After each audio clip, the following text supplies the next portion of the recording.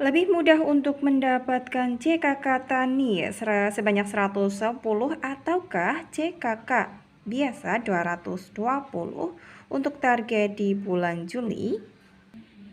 Hai, Assalamualaikum warahmatullahi wabarakatuh. Selamat datang saya ucapkan di Usma Ulia channel yang masih sama membahas tentang beragam aplikasi dan informasi. Apa kabar teman-teman semua? Semoga selalu dalam lindungan Allah Subhanahu wa taala. Amin amin ya robbal alamin. Ya, untuk video kali ini akan saya informasikan kepada teman-teman yang terutama yang masih diikutkan untuk kontrak kerja di bulan Juli sebagai petugas lapangan kegiatan sensus pertanian 2023. Di sini untuk ini bisa saja untuk kebijakan di suatu wilayah kan berbeda. Ini saya sampaikan di sini adalah kebijakan yang ada di wilayah saya. Kebetulan untuk di wilayah saya sudah ditentukan. Jadi setiap satu petugas lapangan sensus atau PLS dalam melaksanakan kontrak kerjanya untuk bulan Juli harus menyelesaikan salah satu di antara dua pilihan, di mana pilihan pertama harus mendatangi sebanyak 220 CKK biasa yang ada di prelis untuk wilayah konsentrasi pertanian, dan opsi kedua atau pilihan kedua yaitu harus mendapatkan jumlah keluarga tani atau RTUP sebanyak 110. Dan di antara dua pilihan tersebut pastinya harus disesuaikan dengan data yang teman-teman miliki di prelis masing-masing ya.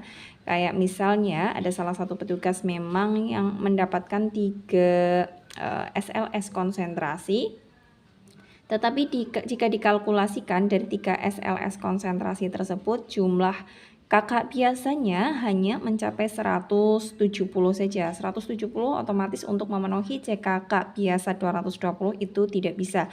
Jadi target untuk petugas tersebut yang hanya ada 170 CKK biasa paling tidak harus mengupayakan harus mendapatkan 110 CKK tani.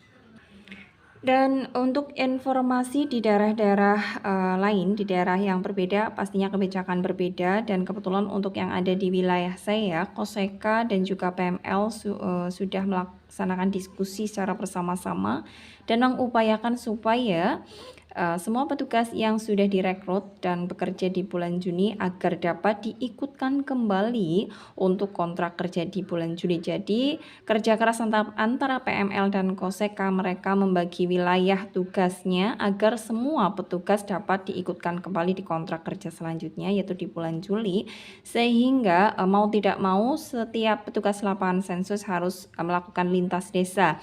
Bahkan ada satu petugas yang melaksanakan pencacahan di 3 desa atau 4 desa yang berbeda, yaitu dengan tujuan agar semuanya dapat mencapai target di salah satu target di mana harus mendapatkan antara 220 kakak biasa ataupun 110 kakak tani. Dan pastinya untuk mendapatkan di antara salah satu tersebut ada plus minusnya. Untuk yang memang wilayahnya gemuk, RT-nya atau SLS-nya gemuk dan kemudian keluarga taninya sedikit, itu akan lebih mudah ya, lebih cepat karena begitu kita door atau kita mendatangi rumah, jika memang bukan UTP kita langsung skip saja. Yang penting kita datangi semua nama-nama yang ada di prelis di wilayah konsentrasi tersebut. Tetapi akan menjadi PR tersendiri jika memang CKK biasanya tidak sampai mencapai 200, bisa katakanlah hanya 150 atau kurang dari 200. Tetapi ternyata pada saat kenyataannya kita mendatangi keluarga-keluarga yang ada di prelis tersebut mereka bukan UTP, pastinya ini adalah PR besar ya. Kenapa? Kalau bukan UTP dan tidak dapat mendatangi 220 kakak biasa, berarti harus mencapai target 110 kakak tani, sedangkan warga-warga tersebut bukan lagi UTP. Ini akan menjadi ya masalah, sebenarnya bukan masalah sih, jadi pemikiran yang lebih lanjut untuk PLS itu sendiri.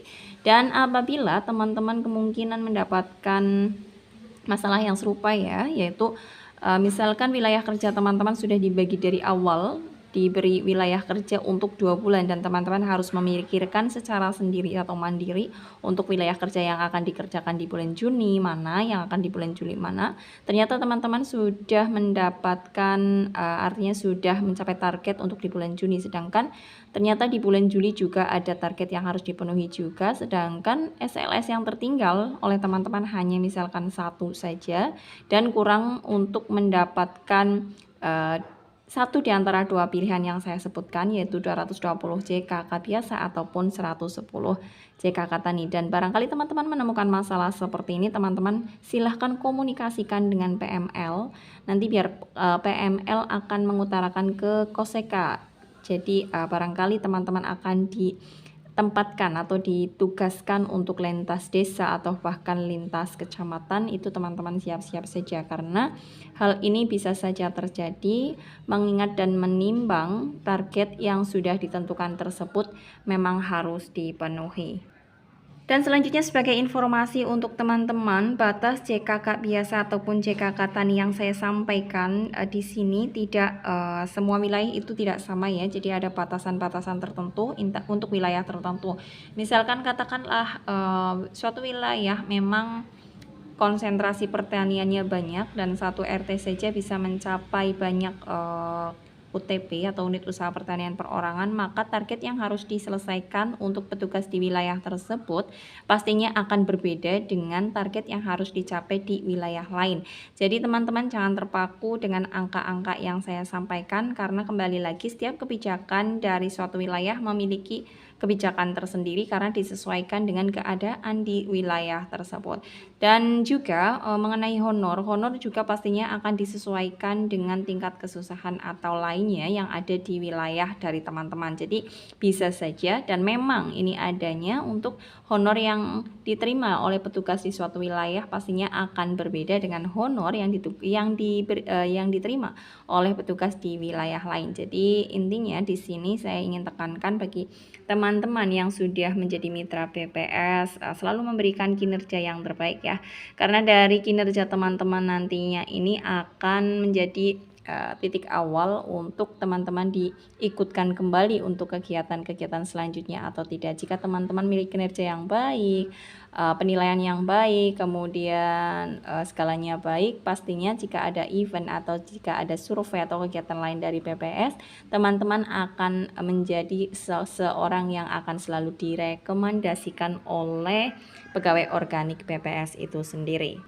Dan pastinya jalan masih panjang untuk menyelesaikan tugas maupun target sebagai petugas lapangan sensus untuk kegiatan sensus pertanian 2023. Jangan lupa teman-teman untuk jaga sehat, jaga badan, terutama untuk wilayah saya sendiri sekarang sudah memasuki ya seperti musim hujan, sering terjadi hujan, dan teman-teman harus selalu sedia barangkali payung ataupun alat-alat lain agar teman-teman bisa beraktivitas dan tidak mengganggu ya, tidak terganggu untuk kegiatan pencacahan yang harus teman-teman selesaikan.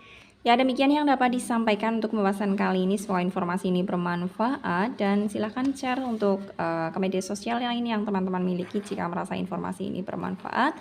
Mohon dukungannya dengan cara subscribe, bunyikan lonceng notifikasinya, juga tinggalkan jejak dengan like dan komen teman-teman. Akhir kata, wassalamualaikum warahmatullahi wabarakatuh.